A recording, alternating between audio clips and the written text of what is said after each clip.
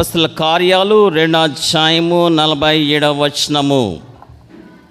ఆనందముతోనూ నిష్కపటమైన హృదయముతోనూ ఆహారము పుచ్చుకొనుచుండ్రి, మరియు ప్రభు రక్షణ పొందుచున్న వారిని అనుదినము వారితో చేర్చుచుండిన. ప్రార్థన చేసుకుందాం. దయగల మా తండ్రి, నీ జీవవాక్కులు నూతన సంవత్సరపు మొదటి గడియల్లో మాకు అనుగ్రహించి మమ్మలను, మా కుటుంబాలను, మా బిడ్డలను, మా సంతతిని, సంఘమును ఆత్మతో అభిషేకించి దీవించి నడిపించమని యేసుక్రీస్తు వారి శ్రేష్టమైన నామములో ప్రార్థించి స్తుతించి పడుకొచ్చున్నాం తండ్రి. ఆమెన్. ఈవేళ January 1 ప్రపంచవ్యాప్తంగా ఏమంటారంటే లవ్ ఫీస్ట్ అంటారు, ప్రేమ విందు. నూతన సంవత్సర కార్యక్రమం అంతా కూడా రాత్రి అయిపోయింది. వాచ్ నైట్ సర్వీస్ రాత్రే ఫినిష్ చేసుకున్నాం మనం. కానీ ఇప్పుడు జరిగే కార్యక్రమాన్ని ప్రపంచవ్యాప్తంగా ఏమంటారంటే లవ్ ఫీస్ట్. తెలుగులో ఏమంటారండి? ప్రేమ విందు. అంటే దేవుడు ప్రేమామయుడై ఉన్నాడు. వాక్యం అంటే దేవుడు ప్రేమాస్వరూపి ఉన్నాడు. దేవుడు ప్రేమాస్వరూపి. దేవుడు లోకమును ఎంతో ప్రేమించెను. God so loved the world.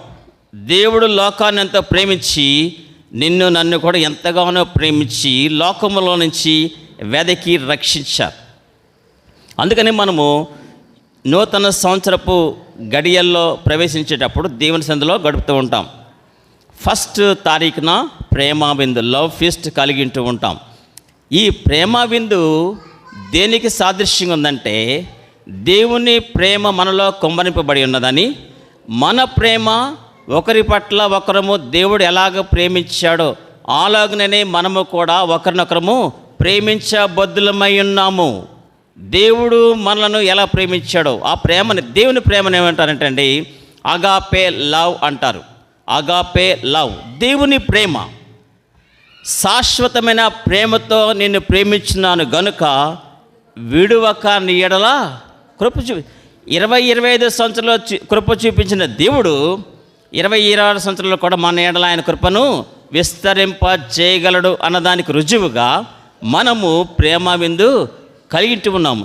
ఈ ప్రేమ విందు ఆది కాల సంఘములోనే స్టార్ట్ అయిపోయిందండి. వాళ్ళు ఎలా ఆహారం పుచ్చుకున్నారటండి? ఆనందముతోనూ నిష్కపటమైన హృదయముతోనూ. మనము దేవుని సన్నిధిలో ఆనందముతోనూ నిష్కపటమైన హృదయముతోనూ ఆహారం పుచ్చుకున్నప్పుడు మన గృహాల్లో కూడా ఆనందముతోనూ నిష్కపటమైన హృదయముతోనూ ఆహారము పుచ్చుకొనగలం.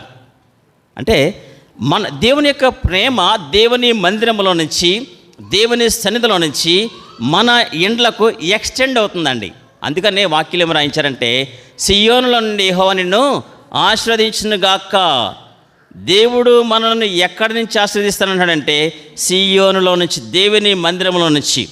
కనుక సంవత్సరపు మొదటి దినము, మొదటి గడియల్లో మొదటి భోజనము దేవుని మందిరంలో భోజనం చేయడం ద్వారా మనకి ఆనందం ఉంటుంది, నిష్కపటమైన హృదయం ఉంటుంది. ఓల్డ్ టెస్ట్మెంట్లో వాళ్ళు కూడా దేవుని సన్నిధిలో భోజనం చేసి సంతోషించనుందండి. దేవుని సన్నిధిలో భోజనం చేస్తే ఉంటుందండి సంతోషము.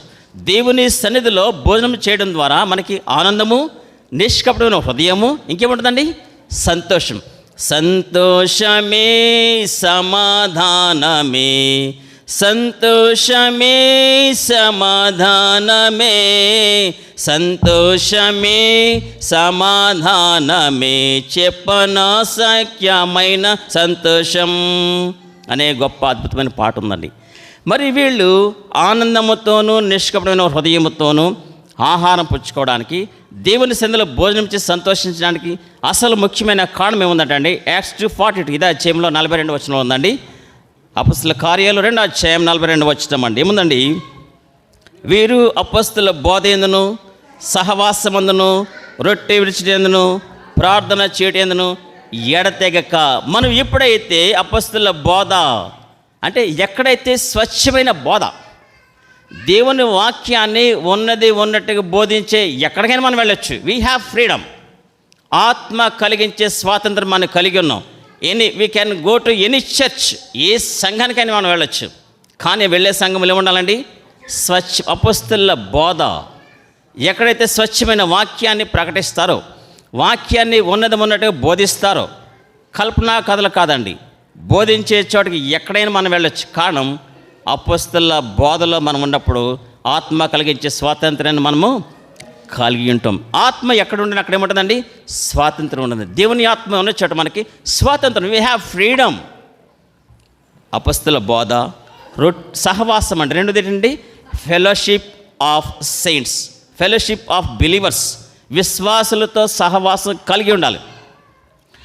మనము మన ఇంటి దగ్గర ఎంత సమయం గడుపుతున్నామో అంత సమయం కూడా ఆనాటి విశ్వాసులు దేవుని మందిరంలో గడిపేవారు. అందుకనే వాక్యాలు రాయించారండి, మేము మా దేవుని మందిరమును విడిచిపెట్టము. నూతన సంవత్సరంలో మనము ఒక డెసిషన్, ఒక తీర్మానం తీసుకోవాలి.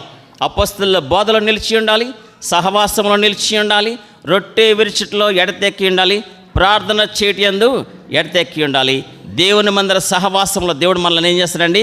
దీవించి ఆస్వాదించి వర్ధిల్ల చేస్తారు. కనుక మనకు కావాల్సిన 4, ఈ 4 కూడా 4 టేబుల్కి 4 కోళ్ళు ఎలా ఉంటాయో, చైర్కి 4 కోళ్ళు, అలా మన విశ్వాస జీవితానికి అపొస్తలుల బోధ, సహవాసము, రొట్టె విరుచుట,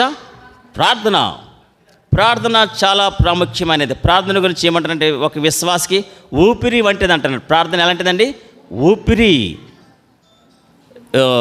మన ఊపిరి పీల్చుకుంటూ ఉంటాము, వదులుతూ ఉంటాము. సేమ్ అలాగే మనకు ప్రార్థనా జీవితము ఈ నూతన సంవత్సరంలో, ఇంకా అంటే పోయిన సంవత్సరంలో మనం అపొస్తలుల బోధ కలిగి ఉన్నాం, సహవాసం కలిగి ఉన్నాం, రొట్టె విరుచుట కలిగి ఉన్నాం, ప్రార్థన కలిగి ఉన్నాం. కానీ 2020 సంవత్సరంలో ఇంకా కొంచెం అధికముగా, ఇంకా మరీ ఎక్కువగా, మరింతగా మనము దేవునితో సహవాసం చేసి, పరిశుద్ధులతో సహవాసం చేసినప్పుడు దేవుడు మనల్ని సమృద్ధిగా దీవిస్తాడు. ఈ ప్రేమ మీద దేనికి సాదృశ్యంగా ఉందంటే 133వ కీర్తన చదువుకొని మనం ముగించుకుందామండి.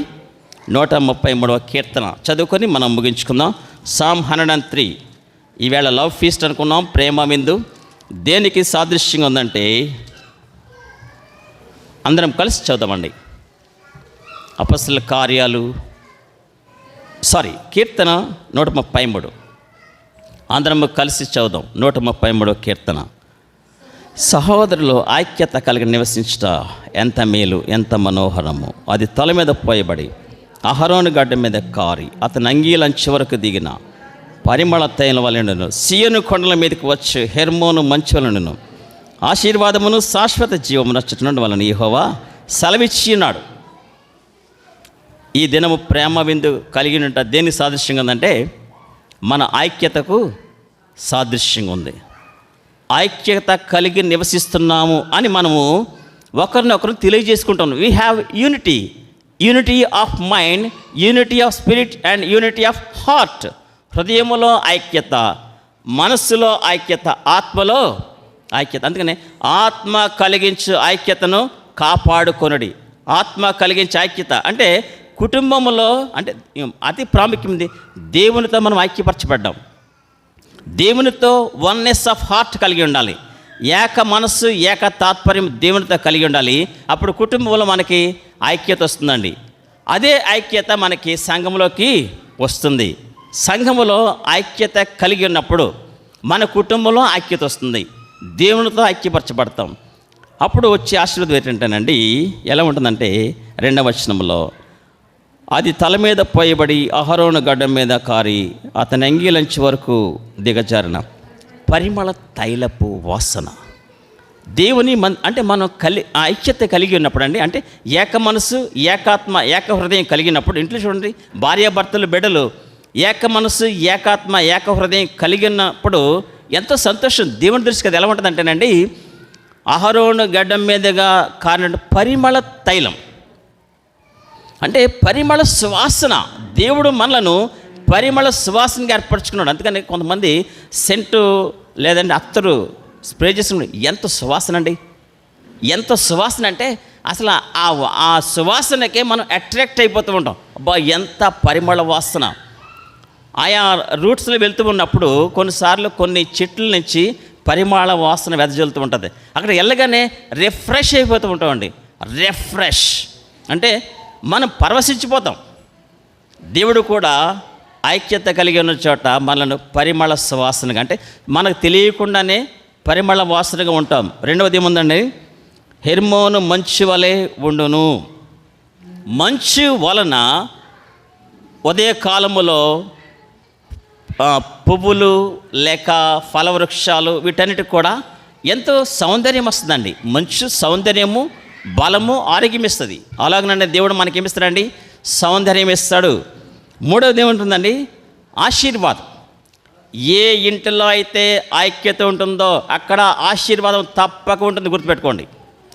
ఏ ఇంటిలో అయితే ఐక్యత, యూనిటీ కలిగి ఉంటారో ఆ ఇంటిలో ఏముంటుందండి?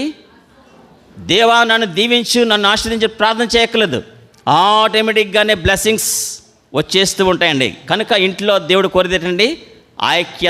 ఐక్యత కలిగి ఉండాలి, ఆశీర్వాదం. రెండవది ఏముందంటండి? శాశ్వత జీవము. న్యూ టెస్ట్మెంట్లో దాన్ని ఏమన్నారంటే ఎటర్నల్ లైఫ్, నిత్య జీవము. దేవుడు యేసుక్రీస్తు వారి ఈ లోకానికి, గొర్రెలమైన మనకు నిత్య జీవం ఇవ్వడానికి లోకానికి ఆరాధించారు. ఉదయించే దివ్య రక్షకుడు ఘోరాంధకార లోకమున మహిమా క్రీస్తు ఉదయించెను, రక్షణ వెలుగు నీయను, రక్షణ వెలుగు నీయను. ఉదయించే దివ్య రక్షకుడు గొర్రెలమైన మనకు, గొర్రెల కాపురైన యేసుక్రీస్తు వారు మన కొరకు ప్రాణం పెట్టి నిత్య జీవం ఇవ్వడానికి లోకానికి అరుదించారు. అండ్ ఫైనల్గా అచ్చట ఉండవలన యెహోవా సెలవు. అంటే ఆటోమేటిక్గా దేవుని సంఘములో ప్రేమ బిందు కలిగి ఉంటాము. మనము కుటుంబంలో, సంఘములో ఐక్యత కలిగి ఉన్నామనే దానికి సాదృశ్యంగా ఉందండి. అప్పుడు మనకి మనం అపొస్తలుల కార్యాలు చదువుకున్నట్టుగా ఆనందముతోనూ నిష్కపట హృదయంతో మన ఇంటిలో, మన గృహంలో, మన కుటుంబం. అందుకనే వాక్యం ఉందటండి, అతని భోజన బల చుట్టూ నీ పిల్లలు ఎలా ఉంటారటండి? ఆనందముతోనూ నిష్కపట హృదయంతో ఆహారం పుచ్చుకున్నప్పుడు ఎలా ఉంటుందంటే ఒలేవ మొక్కల వలె వారు యెహోవా మందిరంలో నాటబడిన వారై ఆయన ఆవరణలలో వర్ధిల్లు. దేవుడు అట్టి ఐక్యత, అట్టి సమాధానం, అట్టి సంతోషము 133వ కీర్తనలో ఉదాహరించిన ఈ ఆశీర్వాదాలు ఈ 2020 సంవత్సరంలో మనకు, మన బిడ్డలకు, మన కుటుంబాలకు, వారు ఎక్కడ ఉద్యోగాలు చేసుకున్నా, ఎక్కడ స్థిరపడినా వారికి, మనకు, మన గృహాలు, మన సంఘములు సదాకాలము దయచేయనుగాక.